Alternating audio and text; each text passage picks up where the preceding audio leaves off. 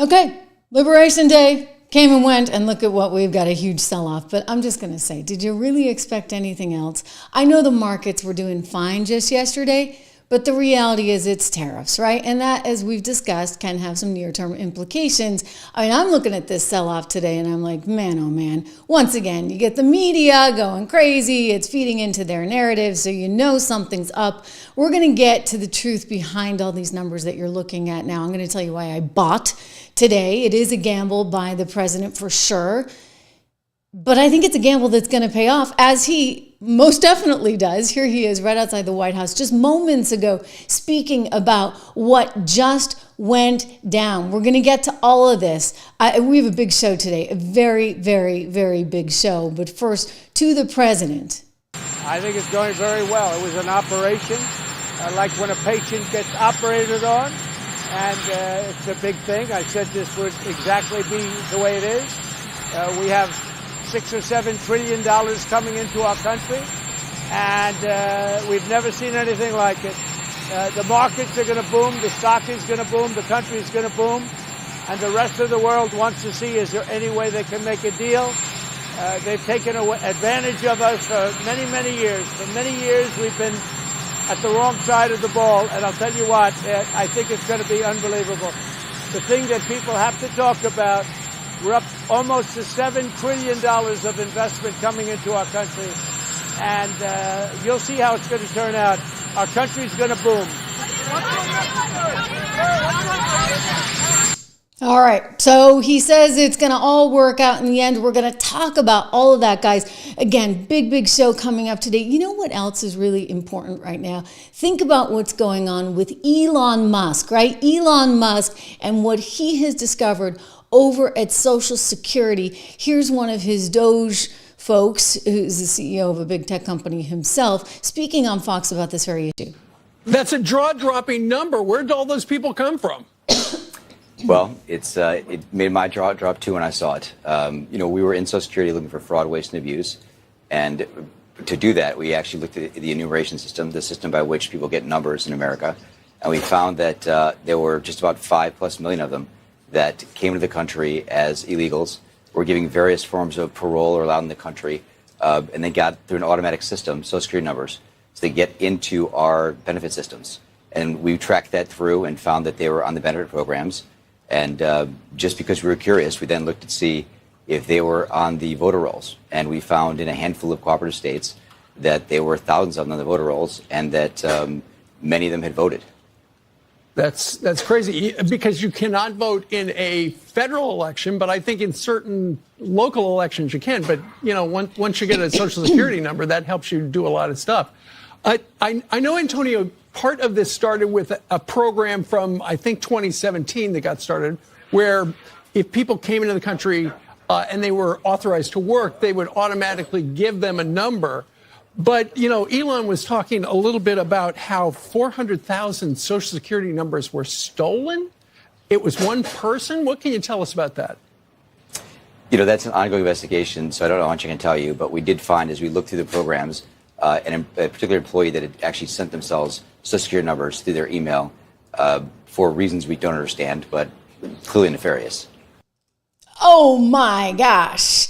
Yeah, I mean, so that's actually really, really, really alarming. And I think we have to dig into that, guys. I think that's pretty important, even on a day when we've got the sell-off, which we will talk about as well. But come on. I mean, what exactly was going on there at Social Security? I think that we deserve some more answers on this. Let me go to what they found here. So this is an example of what we saw. Gracias alleged that they had identified and reported undocumented immigrants improperly receiving Social Security and registering to vote. This is allegations. This is according to an ABC News report that ABC has not been able to verify. But according to Garcias, they found defaults in the system that were applying benefits. Unbelievable, right? To a massive number of people. They found 1.3 of them undocumented immigrants already on Medicaid as an example. Now, I'm wondering to what extent this may have been taxpayer ID numbers that they hand out. They're referring to these as Social Security numbers. Taxpayer ID numbers They certainly would be part of this. But again, let's go back and listen to what he's saying here very, very carefully. This is a massive discovery by Doge. They revealed it over the weekend, right, in Wisconsin. And I just want to double down and really listen carefully to what Garcia is saying. That's a jaw-dropping number. Where did all those people come from? Well, it made my jaw drop too when I saw it. We were in Social Security looking for fraud, waste, and abuse. And to do that, we actually looked at the enumeration system, the system by which people get numbers in America. And we found that there were just about 5+ million of them that came to the country as illegals, were giving various forms of parole or allowed in the country, and they got through an automatic system, Social Security numbers, so they get into our benefit systems. And we tracked that through and found that they were on the benefit programs. And just because we were curious, we then looked to see if they were on the voter rolls. And we found in a handful of cooperative states that there were thousands of them on the voter rolls and that many of them had voted. That's crazy because you cannot vote in a federal election, but I think in certain local elections you can. But my gosh, all right. So I just wanted to get that out there again because, and we'll get to the markets, and I have a lot to say on the markets, but I'm just really struck by this. So what I'm not able yet to discern, and I'm completely transparent with you guys in terms of what I know and what I don't know, is whether Doge is referring to taxpayer ID numbers, which yes, they do give to a lot of migrants, and yes, a lot of migrants get a lot of benefits tied to those, perhaps not as much as you would get under Social Security, but you do get certain benefits vis-a-vis Medicaid, etc., or whether they're talking about actual Social Security numbers. They seem to be talking about actual Social Security numbers. When they were up on the stage and they were showing the charts, and that was like the chart that said everything, you saw this massive increase in the number of people that were getting these alleged Social Security numbers. And if they are allowing them to vote, well, then that's a whole other thing, right? That is an unbelievable story. We do know that there's a bill on the table right now in New York to allow for 800,000 people who are in the country illegally to be able to vote. They have, for example, the DMV all set up so that you can get a license, et cetera, and apparently you go in and then they ask you if you want to register to vote. The idea would be that they would vote in the local elections, not in actually federal elections. But still, you're looking at that and saying, hey, now wait a second, like how is this right? What are we actually trying to encourage here? And so I think that this is perhaps the most underreported story right now. Granted, I get that the market's getting all the headlines, but this is a big deal. And you know what's interesting to me as well? It's coming at a time when they seem to be pushing Elon out. Oh, okay, before you say that's fake news, there was apparently this meeting, and Donald Trump somehow indicated to people in the room that basically Elon wasn't long for this world in terms of being at the sort of center of the universe, if you would, in MAGA. And this is something that I think some people have certainly lobbied for. We played the Steve Bannon clip yesterday. Steve is like, who's this guy? He just showed up, Johnny come lately. How dare he steal all the thunder from MAGA? There are people that really have been through blood, sweat, and tears over the last several decades championing these causes. Who is he to just show up and suddenly be here and do this? Well, that's fine. Like, that's understandable. I get where Steve's coming from. I think he's a little suspicious, if you would, of the new money, so to speak, that's coming in and what their values are vis-a-vis what his MAGA values are and what the values of the party are. But I'm just going to point to this. So first you had the political story. Now you have the Bloomberg story. And again, they're saying he's going to be out pretty darn soon. So J.D. Vance was asked about this today on Fox. Let's go to the clip and see how J.D. kind of dances around this. Now, I do want to point out one thing. Elon was never going to be there forever. I mean, we're lucky every single day we can get him, frankly. Really and truly. I mean, he's done a tremendous, tremendous amount and may have uncovered a massive story here in terms of these Social Security numbers and alleged fraud. But what JD says is very interesting. And I want to just preface this by pointing out that he did say that he would leave in a certain amount of time, right? He's not going to be there forever. It was 130 days, which would bring us right until the end of May. But nonetheless, it's still a little strange that they're trying to push him out the door so fast. And, the mainstream media is in on that one. They love the idea of Elon getting kicked to the curb because it makes Trump look bad, Elon look bad, et cetera, et cetera. Here we go. Well, first of all, that report I saw was total fake news. Yeah. Elon came in and we said, we need you to make government more efficient. We need you to shrink the incredible, vast bureaucracy that thwarts the will of the American people, but also costs way too much money. And we said that's going to take about 6 months. And that's what Elon signed up for. But of course, he's going to continue to be an advisor. And by the way, the work of Doge is not even close to done. The work of Elon is not even close to done. You look at all of the fraudulent grants that they found. You look at people who are 150 years old, who are fraudulently collecting Social Security payments. You see our Social Security system, 40% of the people who are calling in are actually committing fraud. That means the 60% who need their Social Security checks are waiting in line. Doge has got a lot of work to do. And yeah, that work's going to continue after Elon leaves. But fundamentally, Elon is going to remain a friend and an advisor of both me and the president. And he's done a lot of good things. People don't realize how vast and uncontrolled the bureaucracy was. We've started to chip away at it, but there's a lot of work to do. It's not going to happen all in 6 months. It's going to take a long and committed effort. Yeah.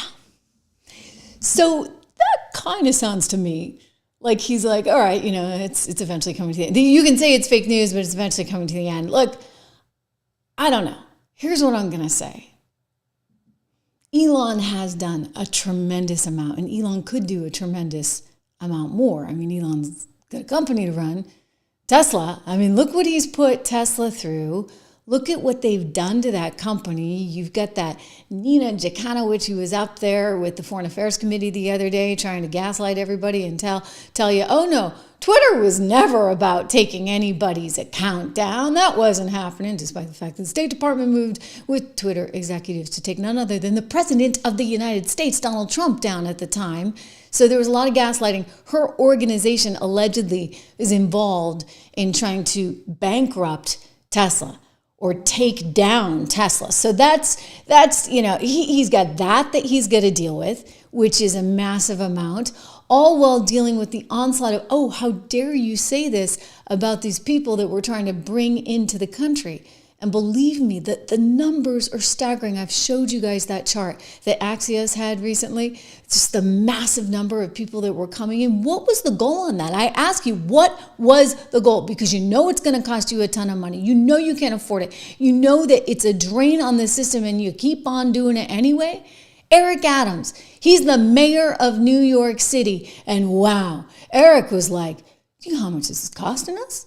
It's over $7 billion a year. So what did he do? As soon as Donald Trump got elected, first thing he did was he shut off those special cards where you could get over $300 a week for ethnically appropriate food if you were here as a migrant. Insane. $300 and change a week. That was a lot of money. And so, of course, in the meantime, they're going after him because he dared to call this out. He danced around it in the beginning. He's the mayor of New York City. He's a Democrat. But he's like, we can't handle this. Are you kidding me? We can't handle this massive number of people coming in. It's not possible. We can barely pay for ourselves, especially coming out of COVID, et cetera. And so no sooner did he say all this than all of a sudden, there's an investigation into Eric Adams with this big bribery charge, and he gets indicted. Well, the judge threw the case out of court, and they did so without prejudice, meaning that Eric Adams cannot be indicted in the future again on those charges. Well, what do you know? Eric Adams has suddenly become a Cash Patel FBI convert. Here he is speaking to New Yorkers saying exactly what went down. And he said, if you have any questions, you know the book to read. Check this out. Governor Hochul said last night with Rachel Maddow that she would consider removing you. How would you feel about that? She has her role, I have my role. And throughout this entire ordeal, which I think no American should have to go through, the torment of 15 months that my family and I had to endure for something I didn't do. I didn't do anything wrong. Throughout the entire ordeal, I said one thing. My attorney will handle the legal part. I'm going to handle running the city. We return jobs to our city. Our city is getting safer. We're building housing. I think that this is a great American narrative where I stood focused on what I was elected to do. I want you to address the Look, Governor Hochul is an embarrassment position she holds. She stands on media after someone's burned alive on a subway. She stands in front of TV camera and says, I think criminal aliens should be removed too. But she's got the green light law. The men and women of ICE and Border Patrol, when they pull a vehicle over, law enforcement, you're in law enforcement your whole career. What's the first thing you would do? You run the license plate number. Are these wanted? Is there a warrant for these people? Who are they? Are they dangerous? Is that car stolen? All these things, right? Do you know ICE and CBP can't run DMV data on New York State license plate? So they're pulling over people not even know who the hell they are. Is that the green light law? The green light law. So she, on one point, she's saying, well, I think criminals should be removed too, but then she locks us out of DMV data. That'd be like us locking officers out of NCIC, the Fed zone. Would we do that? No, because officer safety is paramount. She's putting the men and women at ICE at risk every day. The job's already dangerous. So Governor Hochul, she needs to be removed. Everybody needs to be removed. Needs to be her. She supports sanctuary policy. I don't know anyone who thinks she's doing a good job. She's an embarrassment. It's hard for me to be impartial on that. Okay, so what was really important about that soundbite, and I have another one to play, the one where he's praising Cash, is that he got up there on set, on like enemy territory, on, of all things, Fox News, and sat there with one Tom Homan who's trying to go after Kathy Hochul, Letitia James, the DMV head in the state of New York, alongside Pam Bondi, who, by the way, has already filed suit against them because they're in total violation of the Constitution. When the feds are coming in trying to look for people and kick them out of the country, well, New York can't actually hide them or protect them. And so they are all sort of at odds with each other. And the fact that Eric Adams, the New York mayor, sat down with Tom Homan, well, things got even worse. But here's the deal. Eric gets it. He knows what went down, and he actually has a certain kind of empathy, if you would, for one Donald Trump, because he knows how they target you if you are at odds with what they politically want. Here he is. This is the soundbite where he explains it. And New Yorkers stop me all the time in trying to find the rationale behind this. And I found it in this book. I'm going to encourage every New Yorker to read it. Government Gangsters, right? So that's a book that Kashra wrote about the deep state at work and how they are trying to target people that are at odds with them. And let's face it, the deep state just kept getting deeper and deeper and deeper. And even though America elected Donald Trump in 2016, you still had James Comey doing what he was doing with his little honeypot schemes along the way and trying to get into Ben Carson's campaign and trying to get into Donald Trump's campaign. We know about the Carter Page stuff. But George Papadopoulos, go look at the interview on my channel. He was just on the other day saying, hey, they came after me a few times, including when I was on Ben Carson's campaign, because they just wanted intel on what the other side was doing, period. It wasn't that they really thought that anybody was a Russian spy or that Donald... No. They just wanted to know what they were doing because that's who they were up against. So there's a lot of questions, shall we say, that need to be examined and still will be examined. You know, of course, that Donald Trump just last week announced that he is declassifying all of the records associated with the Russia hoax. Well, that's good news, right? Because we still need all that information. Kash Patel had said on a podcast during, this would have been a couple of years ago, shortly after Donald Trump had filed suit against, using RICO laws, against Hillary Clinton and basically all her cronies. And he had said, you know what, this is important, not just for the $75 million that's at stake and suing all these people, but because we want discovery. We want to know what went down and how they did it. Well, now they're getting discovery. You see, he's president and he's declassifying all that. So they're going to find out all the information they want. And Eric Adams may find out all the information he wants and needs. I mean, he's blamed Biden, shall we say, right from the get-go. He knew exactly why this went down. Look, you step out of line, suddenly you're persona non grata. I think that your second question, I think you need to ask the federal prosecutors who gave the directive in the orders. I don't know, but we should ask them who gave the directive in orders that we're going to take on and create this group of lies? They have the answer to that question.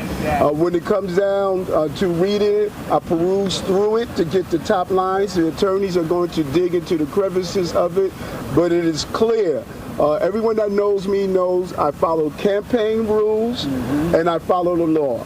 That is how I lived my life, and I don't see coming into the 60s and my age to all of a sudden change what I've done all the time. I follow the law and I follow the campaign rules. Thank you! Well, he's been burned. It's like burn me once, burn me twice, game over, right? Like he's now going to actually ditch the Democrat Party. Of course, they're sort of ditching him, and he's going to be running as an independent there. And of course, they want to contest that. So that's going to become a really, really interesting race. And he's like, for all you guys out there, he said this today, that want me to step down. And it's interesting, he actually cited many people in the minority black population that want him to cite down, right? To step down. He's like, come on now, right? Like, it's so fascinating. And they always try and use things like race, etc.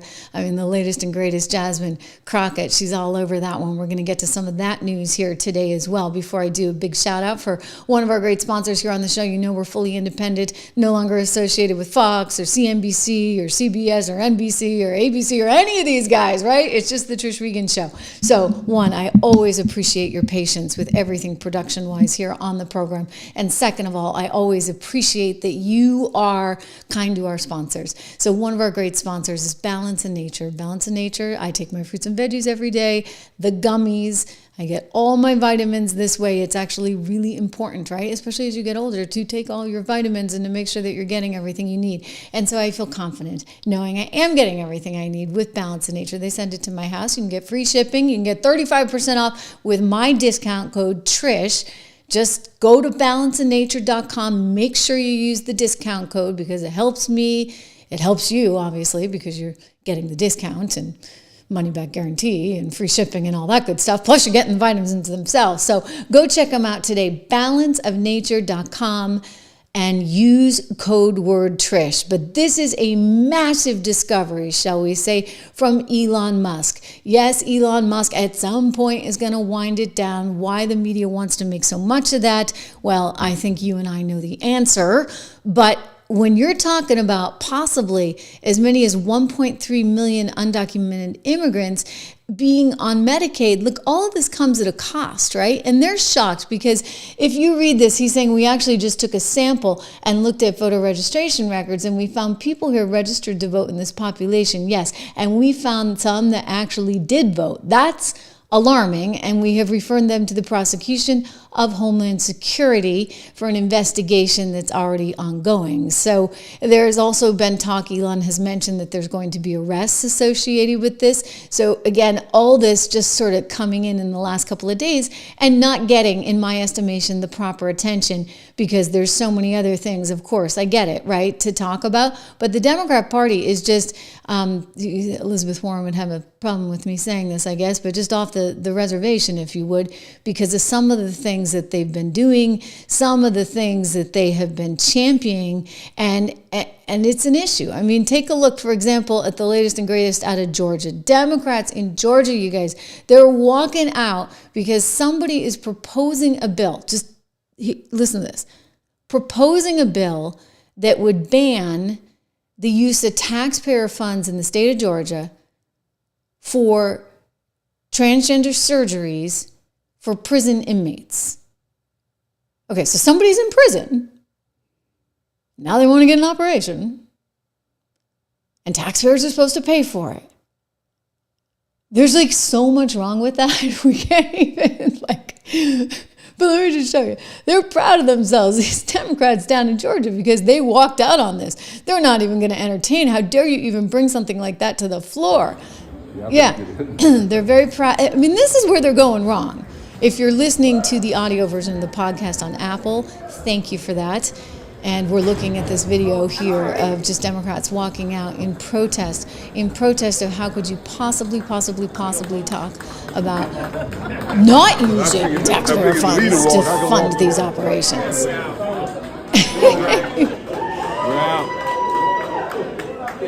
Unbelievable. So I'm just going to fast forward through some of this. Ladies and gentlemen, I mean, this really tells you everything you need to know about the state of the Democrat Party right now. One after another, they're walking out to protest the blocking of a bill that would prevent the use of taxpayer funds going to transgender surgeries. And I'm like, somebody ought to give them a marketing class or something, right? Because this is just getting weird. Like, they don't understand where everyday Americans are in any way. Like, clearly they don't. That's very evident. And so I think that this is going to continue to cost them in the election cycle. I mean, really, somebody ought to it's pretty remarkable, just the lack of common sense, right? Like, common sense. Do you think anybody really wants to be paying for the transgender surgeries to begin with, let alone for the prison inmates?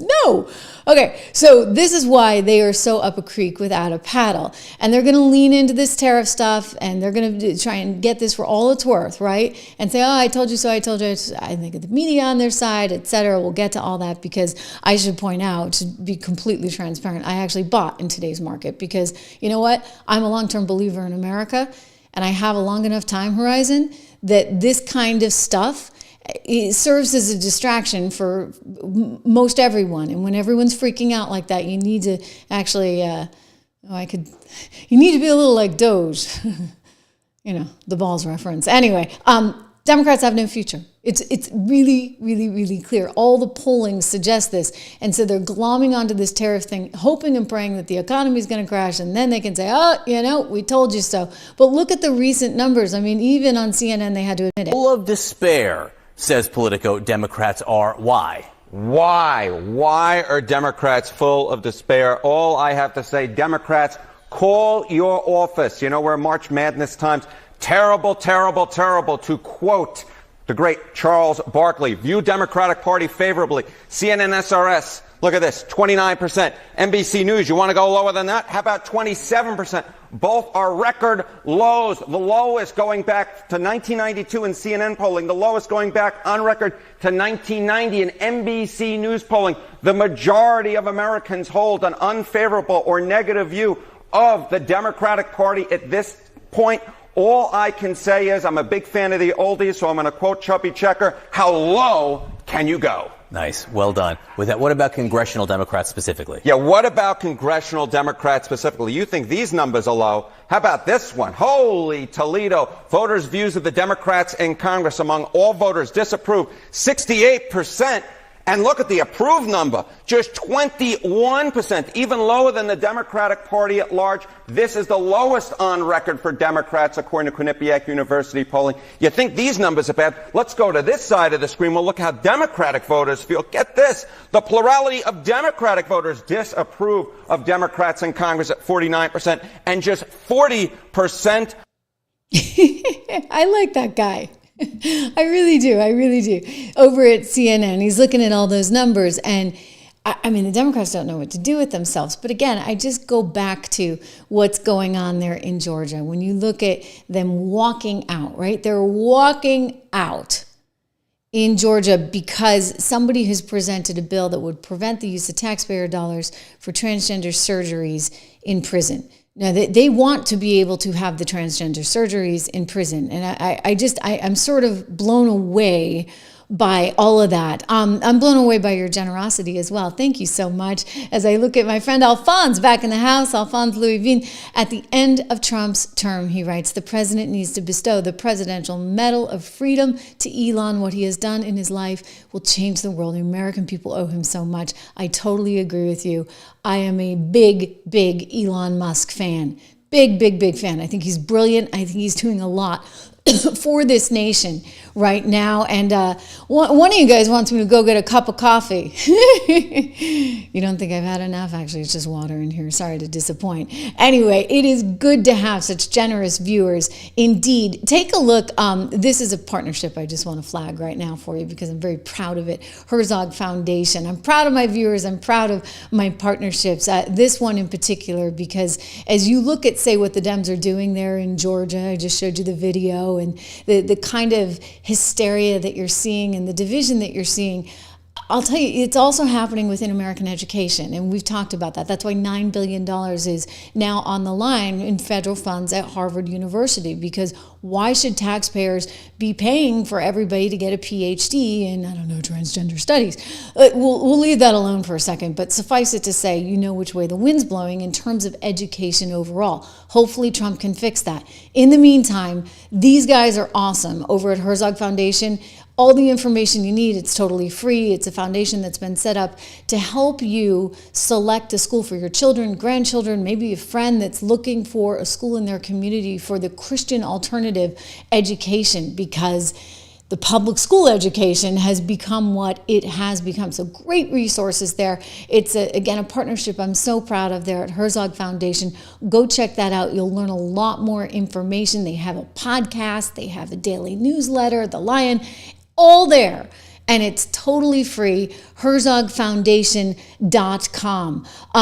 Look, I mean, there's just so much. I've got to get back to the markets today, right? Because this is obviously my bread and butter and something I do, of course, know a whole lot about here. And as I said, I want to be as transparent as possible. And I'm going to let you know that I actually bought in today's market. Good to see you too, Spirit-filled. Very, very, very, very good to see you. Anyway, we've got a market that is most definitely under fire right now. Investors are very nervous because, well, Donald Trump came out with the tariffs, and they were a little bit more than people thought.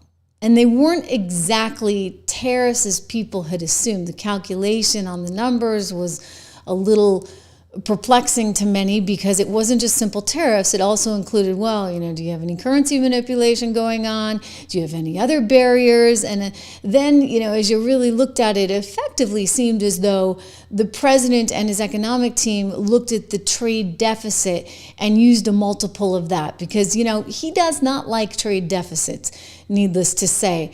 I think you know that quite well. Let me take a look at the markets here as we come up on the close of trading right now. I'm going to share this screen with you guys. I think I can do that. Ha! What do you know? This is nifty. Let me know if you can't hear me, but I think you can. I'm looking at the Dow dropping 1,600 points, S&P heading towards the biggest loss of 2020. Well, you know, it's still early in the year. And we've got the NASDAQ down nearly 6%. Okay, so this is most definitely a more volatile day. If you look at the VIX index over there on the right, it's a measurement of volatility, and what you see is it's approaching 30. So yeah, there's some volatility, but what did you expect? I mean, seriously, he has always wanted this, like always wanted this. In fact, if you go back to a couple decades ago, you'd hear the whole speech, the same speech actually that we heard yesterday in the Rose Garden, effectively. Last year criticizing U.S. foreign policy. What would you do differently, Donald? I'd make our allies, forgetting about the enemies you can't talk to so easily, I'd make our allies pay their fair share. We're a debtor nation. Something's going to happen over the next number of years with this country because you can't keep going on losing $200 billion, and yet we let Japan come in and dump everything right into our markets and everything. It's not free trade. If you ever go to Japan right now and try to sell something, forget about it, Oprah. Just forget about it. It's almost impossible. They don't have laws against it. They just make it impossible. They come over here, they sell their cars, their VCRs, they knock the hell out of our companies. And hey, I have tremendous respect for the Japanese people. I mean, you can respect somebody that's beating the hell out of you, but they are beating the hell out of this country. Kuwait, they live like kings. The poorest person in Kuwait, they live like kings. And yet they're not paying. We make it possible for them to sell their oil. Why aren't they paying us 25% of what they're making? It's a joke. This sounds like... Okay, so this has obviously been clearly part of his positioning for many, many, many years. And now he's back for round two, and he's like, I'm going to change this. I need to change this. I want to create a more level playing field. And what this really, in essence, is about is doing what we can to help American manufacturing a little bit. Let's face it, both sides, left and right, haven't cared two bits about American manufacturing. You look back at NAFTA and all the jobs that were exported away from America. And before you say, oh, well, you know, we're changing, we're becoming more technological. Sure, that's great. And by the way, Donald Trump is all about technology too. What do you think Elon's doing there?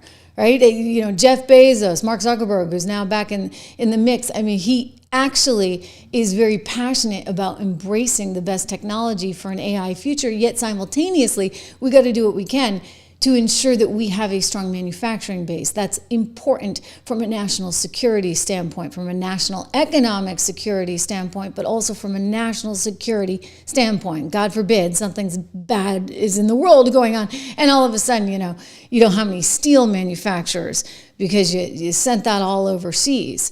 I've told you the story about how frustrated I was coming out of COVID when you had all the factories back up and running here in the States, and yet you couldn't get the chemicals to make Clorox wipes. I like those. You know, that's how I clean my desk. I take a Clorox wipe and I wipe it down. I couldn't buy these things anywhere. Not because we didn't have the ability to make it, but because we were dependent on China for the chemicals. Simple stuff, right? I think if we learned anything coming out of 2020, it was one, not to overreact, and two, to think about our supply chains and to not be so overly dependent on everyone else. But in truth, what this really is getting at is the issue of fairness. The issue of fairness. In other words, why are they charging that much? Why are they artificially deflating their currency? Why are they doing all of that? And we don't have a level playing field. My former co-host, actually, at CNBC, a guy named Larry Kudlow, who used to run his economic team, was on Fox earlier today talking about these very issues and really stressing the importance of what I'm going to call, I just talked to my friend Alex Marlowe over at Breitbart yesterday, and he said he sat down with the president a couple of weeks ago. He's like, why don't you call it equitable trade? And the president's like, no, I'm not going to call it equitable trade. But I said the same thing to Alex. I'm like, I'd call it equitable trade. Like, this is equity. Like, this is fair.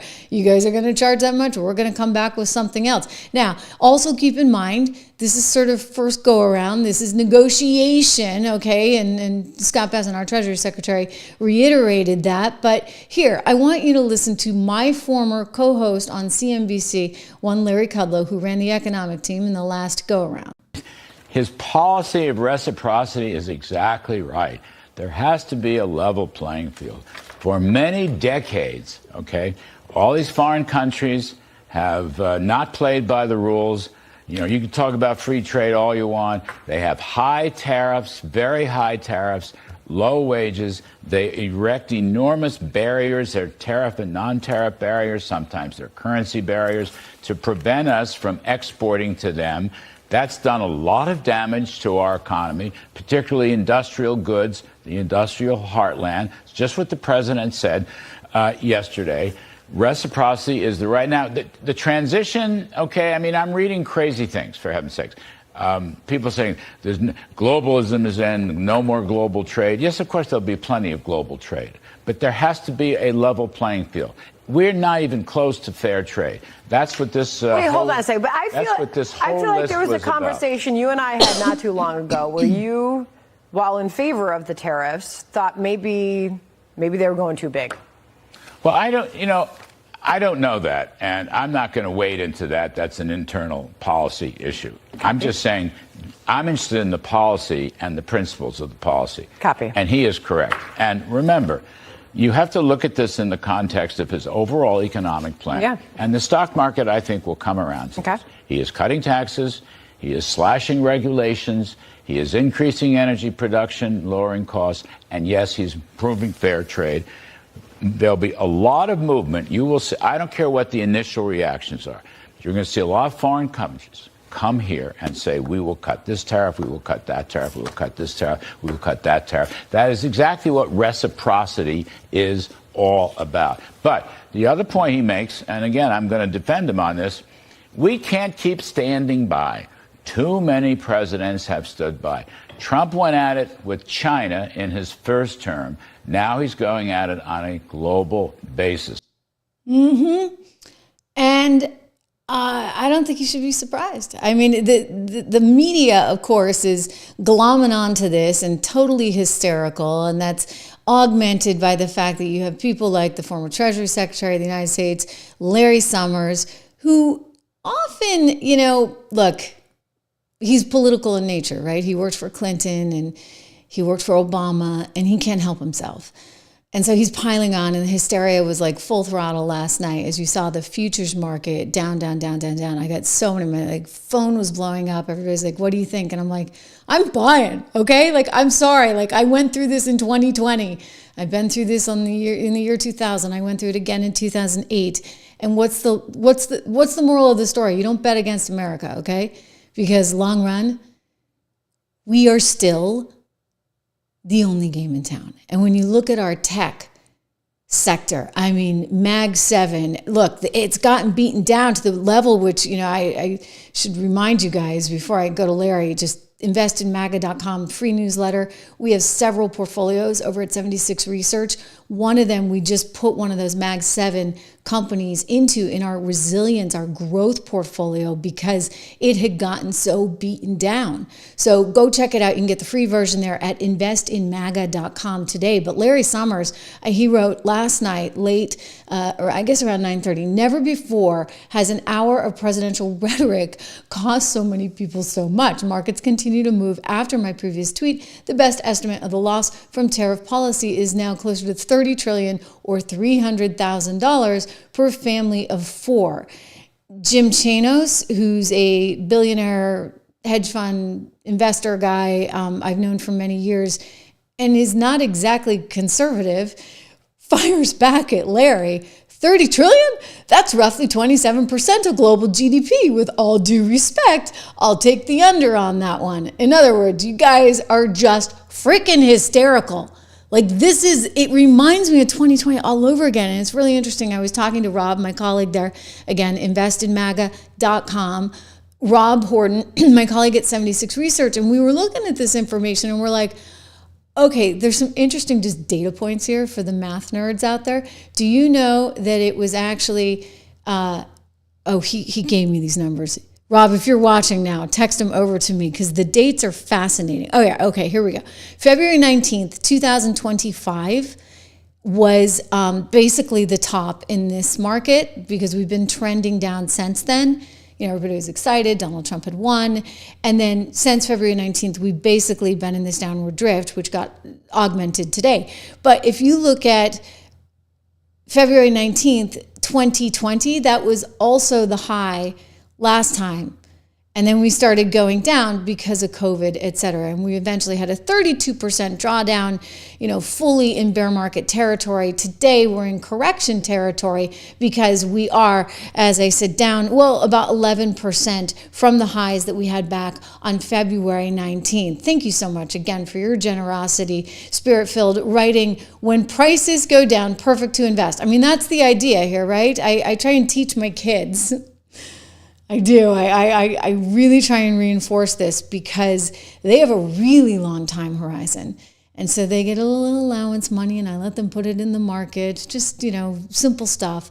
But I encourage them, on a day like today, I did encourage them and had them buy because they've got a long time horizon. And when you see this kind of steep sell-off, and this was steep, guys. I mean, this was really, really steep. Again, looking as these numbers settle out, I mean, you're going to be looking at about a 6% loss. Check that out there on the 6% loss there on the NASDAQ. I mean, just unbelievable here. And it's not really a surprise in light of how much people are worried. And I would just say you have to understand the worry. And I get back to this idea that you knew this was coming and that this is, again, overdone. Like, they overdo it all the time because the media gets in and everybody freaks out. And once the air clears, they'll have some time to think about it. And they'll have some time to negotiate. So we already see, I think it was Thailand that came out and said, okay, we're going to do 0% tariffs. Canada's willing to talk. All of these countries are going to be willing to talk. If they know what's good for them, they will be willing to talk. I want to go back to the markets, but before I do, we've got another story I want to get to as we talk about, for example, the Democrats being completely off the reservation in terms of having absolutely no future. You know what the polls are saying just a couple of weeks ago. They are severely challenged with the lowest poll ratings in history Okay, that's an important thing to think about. They have never done so poorly. So of course they're looking at the market here and they're trying to pile on and score some brownie points and say, we told you so, we told you so, we told you so. But that is not actually, again, I mean, look, we'll see what happens with Donald Trump. I don't think it's a recipe for success. I also don't think this woman is a recipe for success. One Jasmine Crockett. We've been talking about her a lot, right, over the last couple of weeks because she's always popping up in the news because she says all these crazy things all the time. Well, she's very proud of her DEI background, which is interesting timing because all of Wall Street is getting out of the ESG, DEI nonsense. You've got Disney announcing that it's dismantling its 2 DEI programs, and yet one Jasmine Crockett wants you to know, oh, she's all about it. She's doubling down. The final thing that I'll say, because you've been gracious, is this. When I first became a public defender, I had no criminal defense experience. And I walked in and I told my boss, Charlie, I said, listen, you should hire me. He said, why? I said, because I'm black. Charlie looked at me like I was crazy. And I said, let me tell you something. When I walk in, I'm going to walk in with a level of rapport and understanding that maybe some of my other colleagues will not. Charlie offered me my job.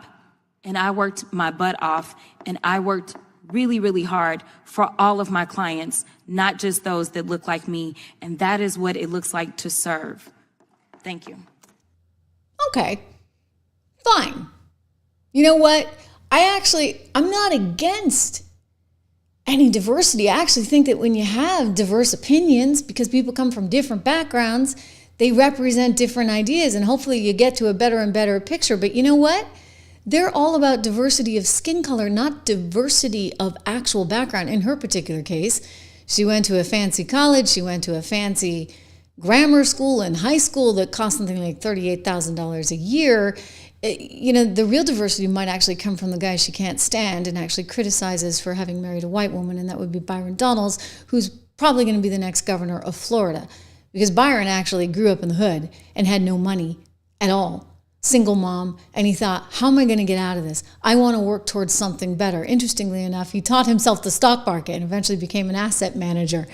So he gets markets. I bet you he's buying today. Listen, Jasmine, the DEI stuff, like that is yesterday's news, and it's one of the reasons why you see a company like Disney so up against it. Why? Because it doubled down on DEI, and I think Snow White has become the pinnacle of this.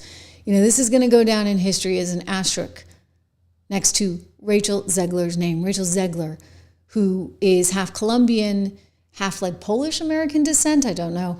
But that's neither here nor there. I mean, maybe that annoyed some people, given that the name is Snow White, etc. I don't really care about that. What I care about is how she hated the story because it needed to be wokeified, and she hated the fact that there was going to be a Prince Charming of some sort, and they needed to update it. And then what do you know? They try all this updating. They get this lousy screenwriter, in my estimation, because I saw this thing, and it was awful, like really, really, really bad.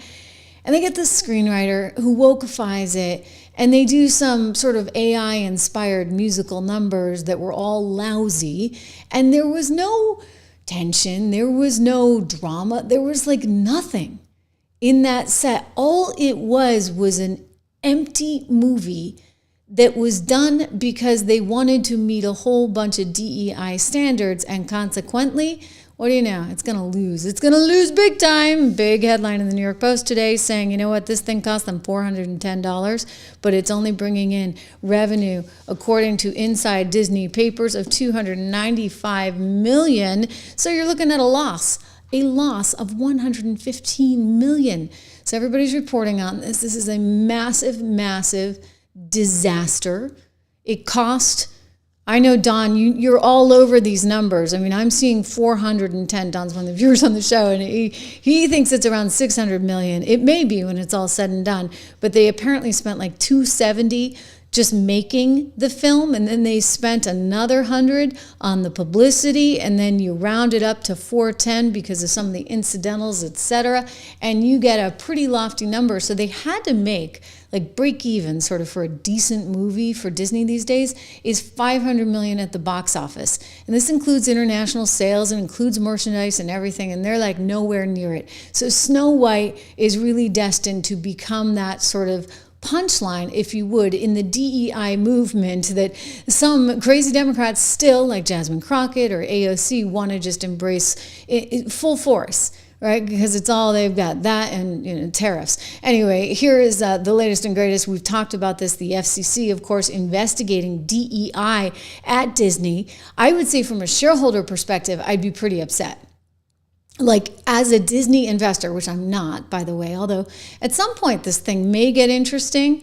I think Nelson got it down in the 80s, and it's been trading in the 90s. It probably got hammered today. Let me see if I can give you a quick check on Disney stock. But we've written about this at 76 Research, and our feeling is, like, until it gets really, really low, the problem is there's just so much nonsense there. Ooh, yeah, that one was down 9.2%. It's at $88 a share right now, and they got the FCC breathing down their back because they're in violation, frankly, of the Constitution in terms of the discrimination that they allowed for and that they did because of all these inclusion standards. That includes ABC News, so George Stephanopoulos, The View, the rest of them, they're all in trouble because ABC News is going to be affected by this, and they're going back in time, right? It's not just what you're doing now. So, okay, Disney, like, you've gotten rid of all of these programs, but guess what? We're going back in time, and we're going to see what you used to do.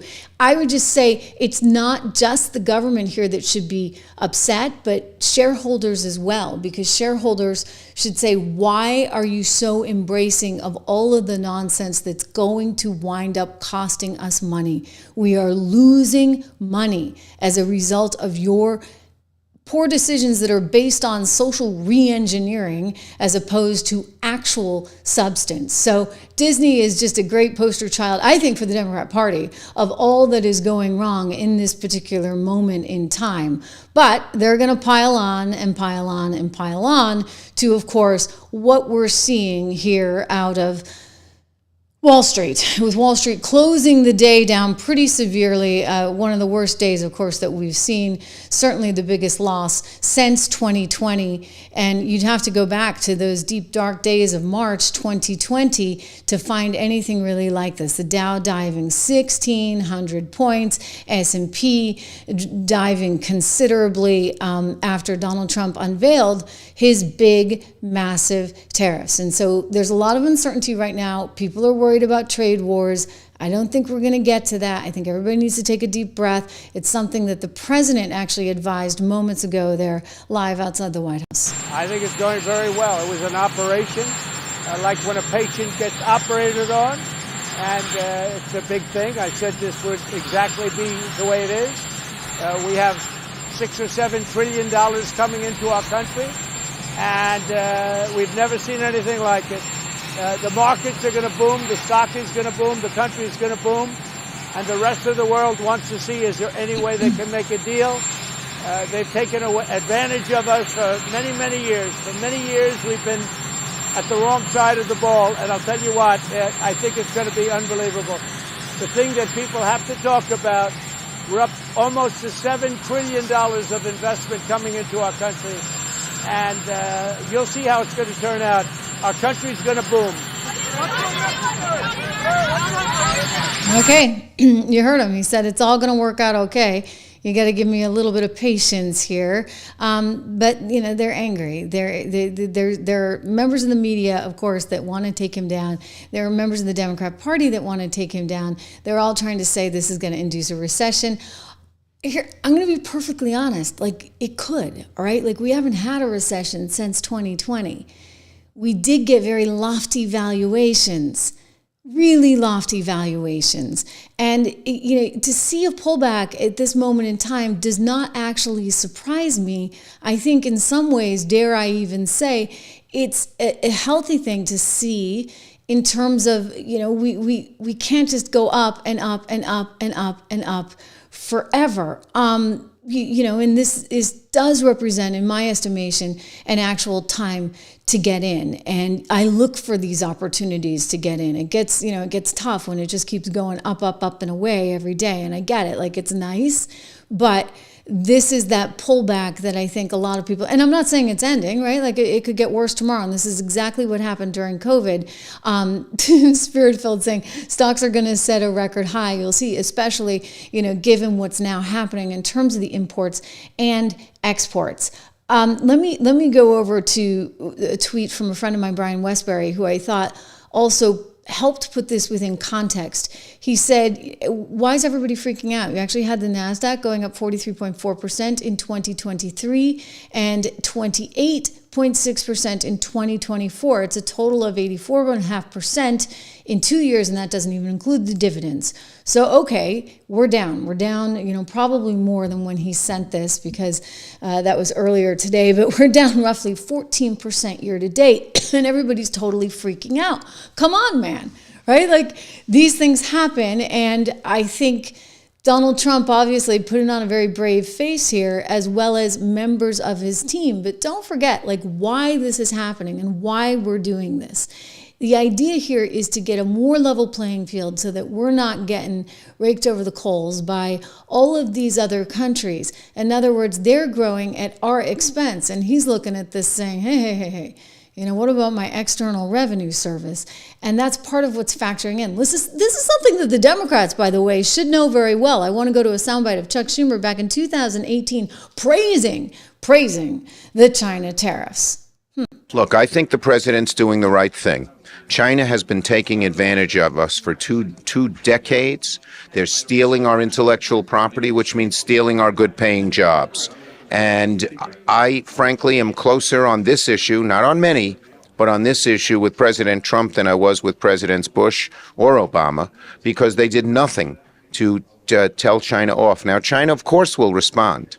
But if they know we're strong and we're not going to back off, they will back off. They have far more to lose than we do. They have a $300 billion trade surplus with us. So I'm looking out, number one, for jobs. If General Electric moves jobs to China, they're not unhappy, but my New York workers in Schenectady are unhappy. And so you can't let the international business companies who don't give a hoot about where their factories are govern this. You have to do what's good for the American worker. Interesting. I mean, that was 2018. But now Donald Trump is back. And he's out there saying this is his all. I mean, they're all saying the same thing, right? A little chorus of people saying the exact same thing. And yet, guys, you know what?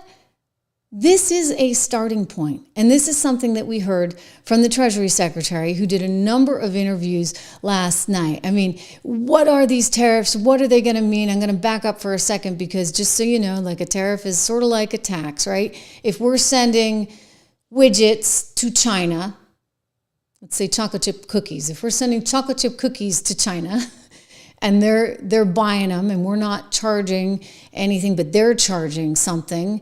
In other words, they're charging, call it a 67%. This is what I think they're suggesting that China all in is charging. If they're charging a 67% on our chocolate chip cookies, and yet we're buying their brownies and we don't charge anything, then does that seem fair? Now, there are a lot of people that will tell you, well, it's comparative advantage and we're better at making cookies and we can just pop them off over to China, no big deal, no sweat off our back.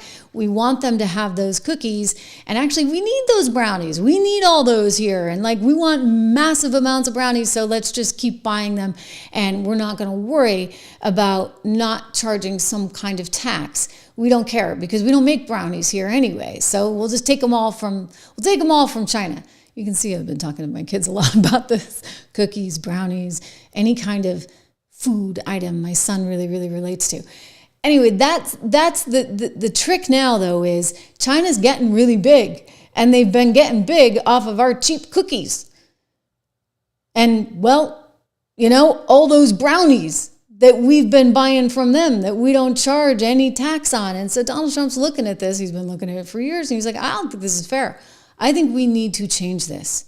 And so that's where you get all of these tariff ideas coming from. Tariffs are something that have historically been sort of no-go territory as a result of, for example, what you saw back in the 1930s. Everybody's talking about Smoot-Hawley, Smoot-Hawley. What's Smoot-Hawley? Oh, we can go back to Ferris Bueller to explain it. In 1930, the Republican-controlled House of Representatives, in an effort to alleviate the effects of the, anyone? The Great Depression, passed the, anyone? The tariff bill the Hawley-Smoot Tariff Act, which anyone raised or lowered, raised tariffs in an effort to collect more revenue for the federal government. Did it work? Anyone? Anyone know the effects? It did not work, and the United States sank deeper into the Great Depression. Okay, so yes, it didn't quite work the way that they had hoped, right? And now you're looking at tariffs that frankly are actually the highest that we have seen in 100 years. But here's the question, like, why can't we actually just all have no tariffs? Why can't Donald Trump use this as leverage so as to renegotiate some of these deals? This is what is being talked about. This is what you hear the Treasury Secretary saying in these interviews. I want to go back to Bessent, who was on CNN, who was on Bloomberg. He's choosing very international venues, interestingly, because I think he's trying to send a message, if you would, to the EU and others. Are you preparing to negotiate with some of these trading partners before that tariff rate comes into effect on April 9th? Well, I think there have been a lot of discussions, but I think we're just going to have to wait and see what would happen. What I would say, Anne-Marie, is I would advise none of the countries to panic. I wouldn't try to retaliate, because as long as you don't retaliate, this is the high end of the number. And I think the market could have certainty that this is the number barring retaliation. So we've got a ceiling, and then we can see if there's a different floor. So you sound like you're ready for negotiation with a number of these partners. Has the European Union, has China, has India, have these countries reached out? Well, they've all reached out, but it's going to be up to President Trump to see what he wants to do. I think the mindset might be to let things settle for a while. Their tariffs or non-tariff barriers have been on a long time, so we'll see where it goes from here. You know, he's right. They have been on a long time. They've been living the good life. So it's time for some kind of renegotiation. And I think what's important here, and what the market's missing, and what the media, of course, is missing, just disregard the media, is that this is as bad as it can get, right? Like, this is the top end. Well, let's hope, because, you know, if the EU comes back and says, well, we're going to do this, and we're going to up them by that, and then he says, well, I'm going to up them by that, and blah, blah, blah, blah, blah, blah, blah. Well, then you could, you know, I would just say this, like, he's not messing around. I mean, the guy was shot at. He nearly died, okay? He's not messing around. He passionately believes that we need to change our economy for our future, and he's going to get it done.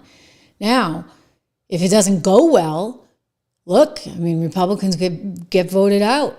Come midterms, that very, very, very easily could happen, right? And then he's going to find himself impeached. But he's willing to take that risk. Here is the head of the EU, Ursula von der Leyen, talking about how they're not going to fold here. They're going to stick to their guns.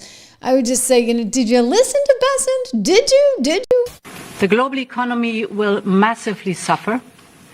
Uncertainty will spiral and trigger the rise of further protectionism. The consequences will be dire for millions of people around the globe. Okay. So she's joining in with the mainstream narrative. Look, this is what they have to do. They're going to try to scare everybody to death. We went through this with COVID, okay? Like, we've seen this movie before. They're going to try and scare you over and over and over again. Yes, the market could continue to sell off. Who knows? Tomorrow it could sell off all week. I mean, I remember those dark days of March, and it was like every day we're down another 2,000 points. I mean, it was a grand total loss of something around 35% from the high. And now we're looking at a loss of, you know, maybe 12% or so from our high, oddly on the same day, February 19th, 2025 versus February 19th, 2020. And I just think that, you know, they're going to be all in terms of trying to scare everyone. From the European standpoint, that's what they got to go with, okay? That's what they got to go with, because the Europeans want to scare the world.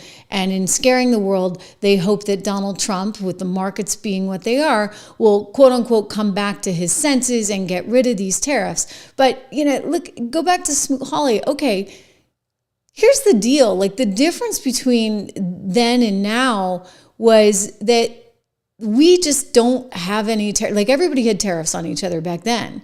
Right now, we just don't put any tariffs. We like are doing this massive giveaway to everybody, with the thinking being that, okay, well, we don't want to spend any time making those brownies. We want to make chocolate chip cookies, okay? We're going to send the chocolate chip cookies all over the world, but we'll let them make the brownies. And that works to a certain extent, but along the edges here, and this is where it gets really nuanced, you still at the same time need to do something to protect the American worker, okay? The American worker who isn't necessarily going to get a PhD in computer engineering, and by the way, should not be getting a PhD in transgender studies.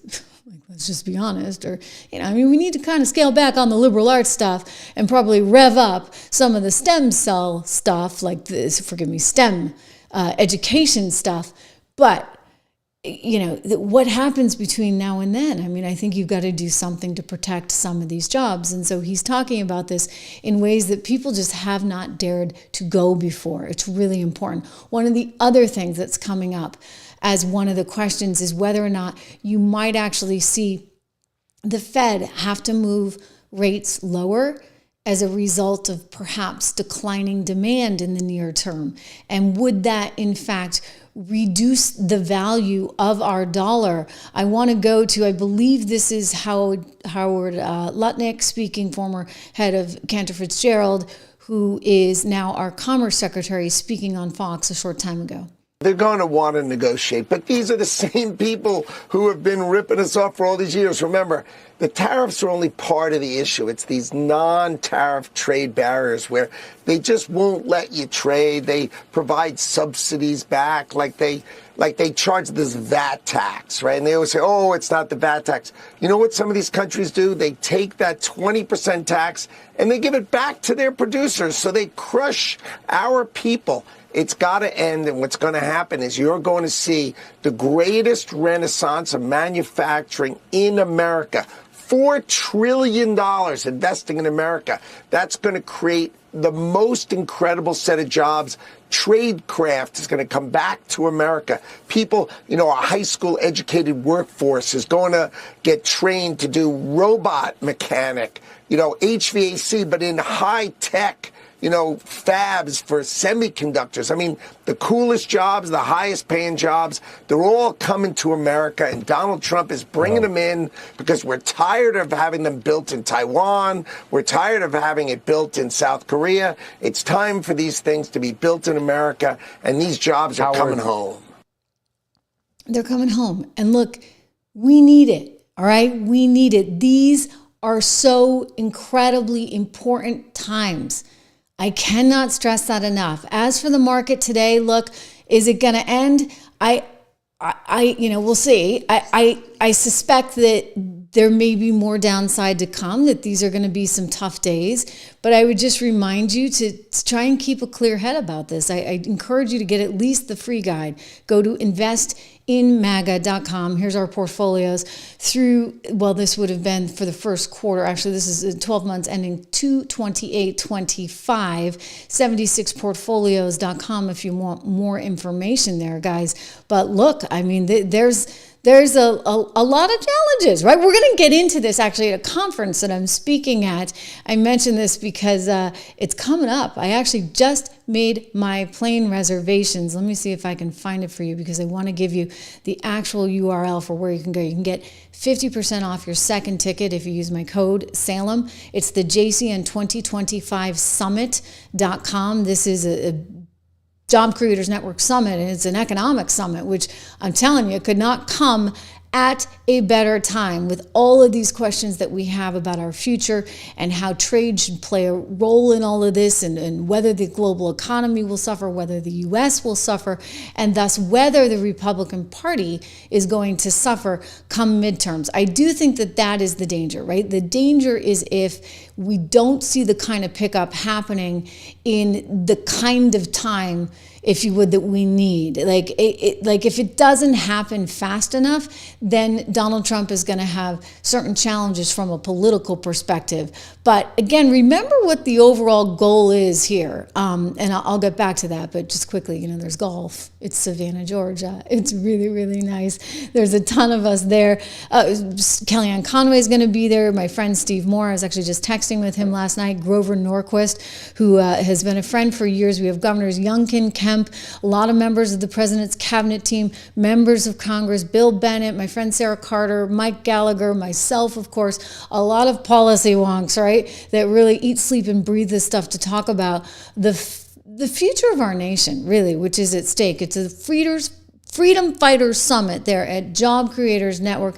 Happens once a year, so it's a big, big deal. Oh, I should mention lots of great performing, too, because you're going to hear Lee Greenwood, God Bless USA, and you've got Rob Schneider, the comedian. So it'll be a really, really fun time. You should go check it out, jcn2025summit.com. But it's a precarious time. People are worried. I think they're overly worried.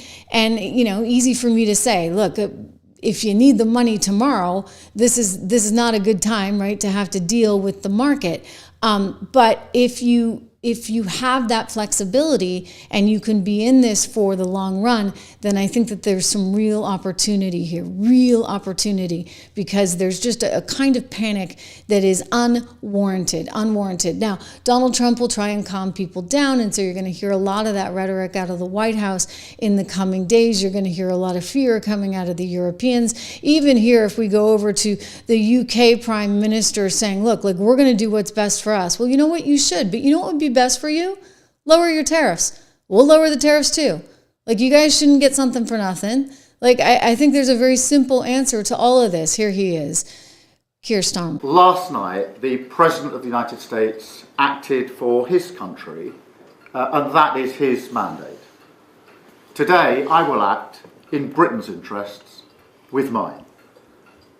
I understand how important this is for your businesses, as it is for the British people. So we move now to the next stage of our plan. Decisions we take in coming days and weeks will be guided only by our national interest, in the interests of our economy, in the interests of businesses around this table, in the interest of putting money in the pockets of working people. Nothing else will guide me. That is my focus. Now, clearly there will be an economic impact from the decisions that the US has taken, both here and globally. But I want to be crystal clear. We are prepared. Indeed, one of the great strengths of this nation is our ability to keep a cool head. I said that in my first speech as Prime Minister, and that is how I govern.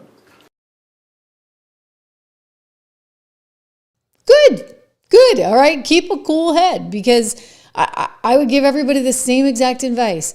Keep a cool head about investing. Keep a cool head about where this is going. It is not the end of the world. Donald Trump just wants to level the playing field. And I think there's something important about that for our future. Because to Howard's point earlier, the Commerce Secretary, we want to sort of own this next leg of manufacturing. And you know what? We need to diversify away from the transgender PhDs and a little bit more into the trade schools, where you can go to high school, maybe not even finish high school, but get a decent paying job that will take care of your family and enable you to save for your future and one day retire and take a couple vacations, along the way. Every year. I mean, that American dream has evaporated. You have to have two people working in today's society. And in many cases, they're working 2 or 3 jobs. And then they're saving up for a college education that is worth nothing. Like, you're lucky if the kid gets a job as a barista at Starbucks when it's all said and done, because they're not learning anything that they can actually do anything with. It's unbelievable how messed up this has all become. And so one guy comes along and tries to fix it, and they all go bonkers. Well, I, for one, am going to give him a little bit more rope than that. And I'm not going to bet against America, which is, yes, why I doubled down and bought more today, just like I did in 2020. These are what smart people do, provided you have the flexibility, okay? And I emphasize that, because, my mom's in a different situation. She's not going to be running in and buying things if she needs the money next year or in the next 2 years. But there are opportunities out there. I encourage you, go to the free guide, investinmaga.com, my own publication there, or go and get the 76 research report. Just use my code word $. You can get it for $1 a month for the first 2 months, and it goes up to $9.95. But a lot of good ideas for all of you in there. And then for those of you that are really willing to put something to work, especially in this environment, I really look at American resilience. If you have time on your side, you have that opportunity with the American Resilience Growth Portfolio. So do take a look at that. We have so much going on, right? This is a big show today. I feel like we're all over the place because we've got Elon, we've got Social Security fraud potentially. Those are massive allegations. We've got a market that just fell out of bed this morning, and we've got tariffs unlike anything we have seen in, 100 years, okay? So when I told you we were on the front lines of history, I really and truly wasn't kidding. It's so good to see so many of you here. Peace of my mind. Leslie, Billy, great to see you. Don as well. Thank you for being here as always. Thank you for all your patience with me and this show. We are going to be back live tomorrow, and we'll see what tomorrow has in store. I'll see you then.